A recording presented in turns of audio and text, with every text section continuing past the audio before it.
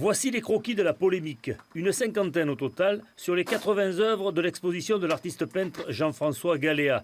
Le vernissage était programmé hier dans une salle municipale, mais l'expo a été annulée par la mairie, en cause des dessins qui caricaturent le chef de l'État et mettent en valeur le mouvement citoyen des Gilets jaunes. L'artiste, lui, se dit censuré. Je me suis renseigné auprès d'un juriste. Ce que je fais, ça est couvert par la liberté d'expression qui est écrite dans la Constitution française, qui passe au-dessus des lois.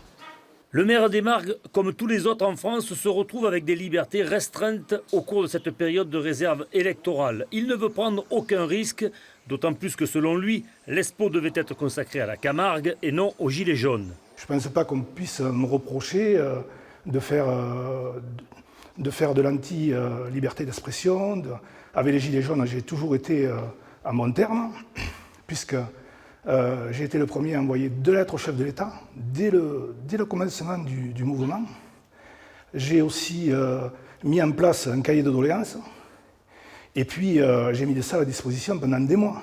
Ce peintre, récompensé de la médaille d'or des artistes français au Grand Palais à Paris voilà 2 ans, voit dans sa liberté d'expression bafouée une manœuvre politique.